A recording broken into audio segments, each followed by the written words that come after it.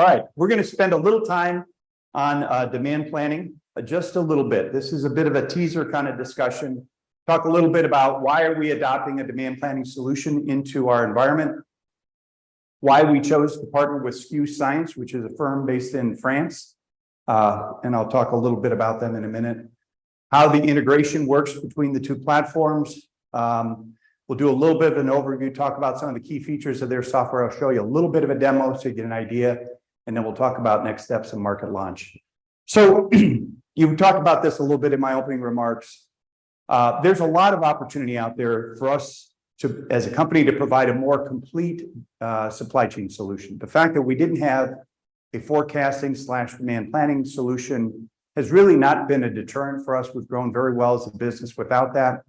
But as we continue to move forward, we found that more and more clients were looking for that one-stop shopping, throat to choke kind of environment. And we also saw that as we grew, we were starting to get into a category that Gartner calls integrated business planning. And it's got kind of four main pillars in it: demand planning, material and inventory planning, production scheduling, and S&OP.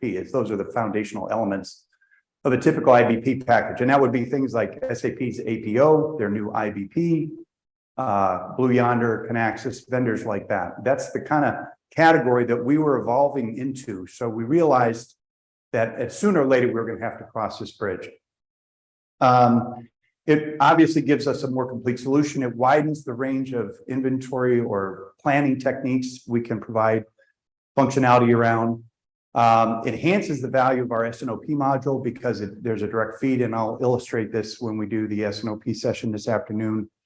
And then kind of selfishly, still today, if you were to look at Google search volume for demand planning, it's going to far outrun DDMRP, right? I mean, there's been a growing need. Hats off to Chad and Carol and all the work that they've done and all their partners. DDMRP is becoming much more a mainstream thing, but still it's not at the scale of visibility that demand planning and forecasting has. In fact, oftentimes we get inbound leads for companies that are only looking for that. So if we can respond on those opportunities, it opens the door for us to have the discussion around demand driven. And we believe that that's going to be beneficial to us from the standpoint of growth in the market and things like that. So we had looked at a variety of different approaches, developing it internally or partnering. And we had partnered with another firm over in France and had done a few deals together, but it was really not kind of at the right level and not where we wanted it to be. And we ended up finding this company called SKU Science. Stefan Leclerc, who is the founder of it, is kind of a serial entrepreneur. He started a few other companies, sold one of them to Intel. He's an entrepreneur kind of guy. And when they started SKU Science, the idea was to make it a self-service platform, to make it so easy to use that people could onboard their own items and get value from their platform. Which, if you heard my Dragon capsule story, did I tell you about them?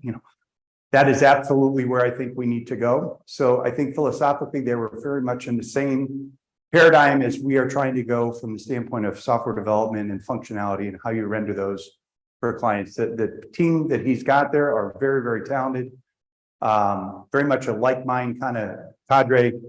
And we found that, by partnering with them, we could accelerate availability of demand planning functionality within Intuiflow far faster than we could ever do it by building it ourselves. And we've got all these other features. We'll talk about the product roadmap tomorrow afternoon. So this seemed like a real good win-win for us. From a data integration standpoint, this is already done. We have the ability to first declare which items should be forecasted, right? Not every item is forecasted. Typically, it's going to be your end items, items that have both perhaps a manufacturing demand, but as well as an aftermarket demand. So you need some kind of a sales view of it. We need the ability to send the item specific data, core part level detail, along with the demand history across, over to SKU Science, and then return the resulting forecast back from them. So the new attributes is, true, false, enable for demand planning. And then secondly, we added a data element called average selling price, which would be what your sales estimates would be. Because when you get into forecasting now, it's not just about units, it can be about cost, it can be about gross margin, it can be about actual sales volume. So we've added 2 data elements into the part record, which will support us going forward. There's also a button on the SKU Science side that brings the data back into Intuiflow. And again, we'll demonstrate that this afternoon. So what are some of the core features? You need a couple of years of demand or demand history. You need that because you can't really effectively detect seasonality trends or get what's called XYZ classification, which is a better way of understanding how much volatility does an item consumption actually encounter. And that's an important part of the algorithms that go behind the actual forecasting. There are a range of algorithms that are recommended by the software. So it's not like you have to decide to use the seasonal dampen trend or whatever other algorithm that's out there. It's doing that based on a set of KPIs. And as you accumulate data, it starts to have more intelligence about how and which methods of forecasting are going to be appropriate for which items. You can forecast at various levels of aggregation. So it's not at the item level. You'll see, I'll show you in the demo here, I'm doing it by bottling pack sizes as an example. And you tend to have more forecast accuracy, but as Chad well identified, what we care about at the end of the day is item level data, because that's what you and I buy. We buy items, we don't buy categories. And so we want to be able to handle that at whatever dimension a client would want it. It could be regional, it could be by a material type, hold up a number of different reasons why you would do different forms of aggregation. It also has the ability to create collaborative input and make it visible. So you'll typically get in a forecasting solution, a statistical forecast recommended by the software itself. And then on top of that, you're going to add collaborative inputs. There may be, and we'll do this in the afternoon session on S&OP, a promotional event where we are going to actually add a forecasted volume on a given week for a campaign that we're going to run or something like that. That collaborative input also can be shared across the organization to various stakeholders, depending on, who's got responsibility for which categories of products and things like that. So from that standpoint, and a couple others, it's easy to use. The KPIs really help you assess forecast accuracy, and then there's a number of reporting elements. Having looked at a number of different forecasting solutions, this one seemed a real good fit for us. We feel that we are well down the path. We'll be signing a formal partnership agreement with SKU in the next week or so. And as we'll talk about a little bit later, we expect to have this offering in the market in about a month. Okay, so with that, I'm going to jump over to this window. Everybody see? All right, so a couple things. You see a new menu, right? We're changing the Intuiflow menu a little bit. We've unbundled or outdented some things to make them more visible. You can see demand planning is in there as a beta. This would be in the mid-June release. We brought the sales and operations planning up from underneath material planning at the same level, scheduling and execution, and the other elements, as you can see there. I'm on what's called the navigator page. I've selected a save view here for 6-pack 2-liter SKUs, and you can see each of the individual SKUs. You'll also notice here in the forecast method, there's a range of different forecast methods that were chosen for the item based on the system's intelligence and how it works. We can look at a given item here, and what you'll see, where's my, trying to zoom out here. Hang on. Here we go. Here we go. Sorry for that. But you can see the demand history. It starts generating a synthetic forecast based on that demand history. And then it shows what the current forecast is based on its history. This was forecasted at an aggregate level, so it looks a little different than the historical view for this item. You can see along the weeks here, the various actual forecasts. You have the ability to enter edits in here. So if I were to put in, say, 30,000 units here, it would then change that. If I put in an even bigger number, you'll really see it. So you've got a very visual way of interacting with the forecasting platform and making those edits. And then you can back them out. You can also do some things around approving. So you've got visibility to which of the items have been reviewed and analyzed and signed off on by the various stakeholders. It's easy to cursor through the portfolio of items and things like that, managing whatever dimension you're dealing with. If I go back in here, I can choose, let's just say we're going to pick a few of these SKUs for a member of the team to manage. There's a share button that allows us to determine who in the stakeholders is going to have the responsibility to manage those SKUs. So you can delegate across the organization to various people having the input responsibility for the forecast. Then there's something called the forecast edition, and this is really kind of where you're kind of doing the final review. You can see we've got an edit in here. I think that's from my playing around earlier today. We'll back that one out. And this is looking at it at the pack size. So now you're going to see for this pack size what forecast looks like.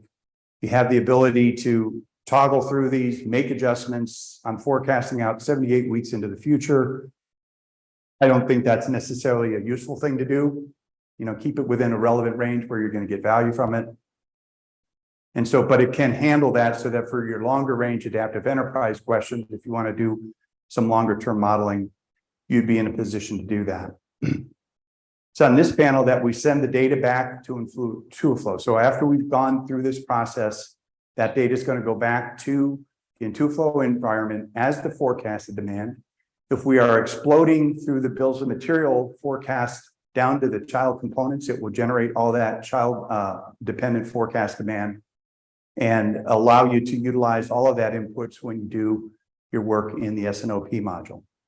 There's a KPI analysis. This is just early days on the data that we've got loaded here, but it's called a lag. So it looks back how many prior period forecasts and what has your variance been by lag window, right? So if I look back a month versus what my actuals were versus 2 weeks ago, what my actuals were, you get a sense of where the variances have been.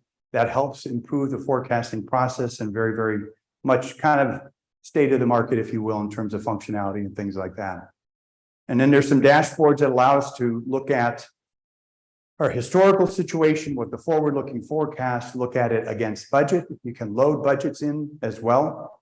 So if you're trying to really get a reconciliation about what your financial operational budgets are and things like that, you have the flexibility to do that. You can do it around costs and units as well. And you can then highlight your various pack sizes or categories of items that you're managing to see what their picture looks like as you go through. Finally, there's a set of reports. These are things like I have a monthly cost forecast, a monthly profit forecast, a monthly sales forecast, and I can also see those in units. These are big tables of data that you can utilize. All of this stuff is downloadable.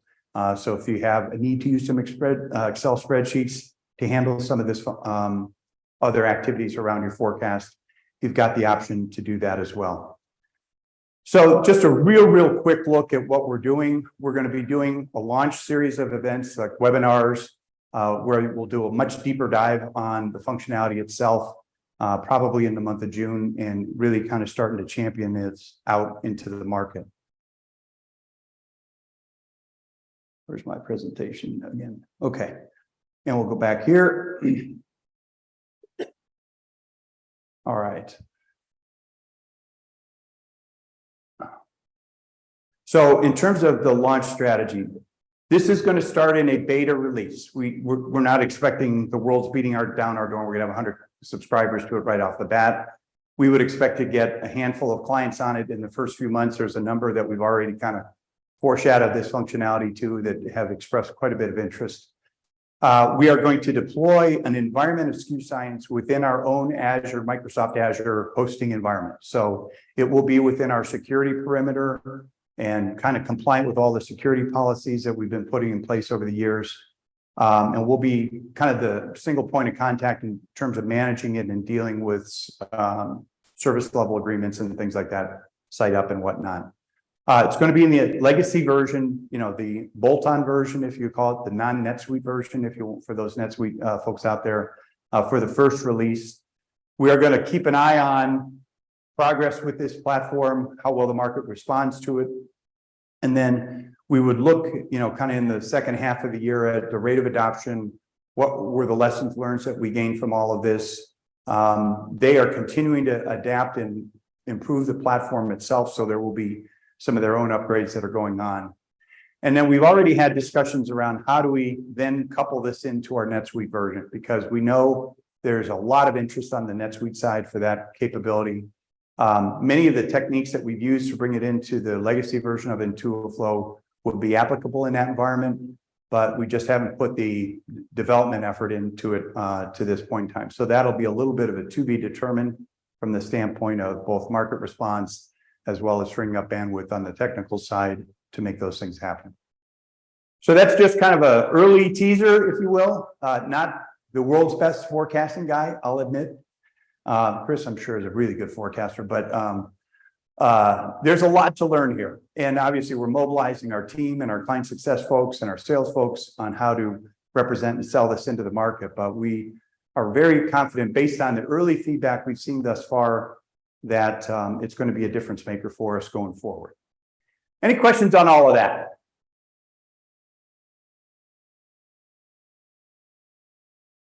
I think that would be done through Power BI reports, because there's some other metrics that aren't really in the forecasting side, Deborah, for that. But yeah, and some of the things, by the way, Dan will do an update for you on Power BI later today. But some of the ITR stuff that Chad was talking about, we already have some of that functionality, but there's some new insights from that I expect will mobilize in the Power BI reports as well. Questions? Chris is ready to get any orders taken here. Yes, sir. I assume that the forecast can be done at the customer SKU level as well. Yeah, this is a data issue for us right now. A very good question. So the question is, can we forecast by customer? Today, we don't have the demand history at that granularity level, right? We know what the total demand was on a given day for a given item. We don't know which customer made up which portion of that demand. So this is a development thing we're going to need to do, is to change our demand history table into one that would allow us to have that granularity where you could actually do forecasting by customer. That'll be an enhancement. We'll probably get to that in the second half of the year. Not a pressing issue right now, but we absolutely know we got to cross that bridge. Okay.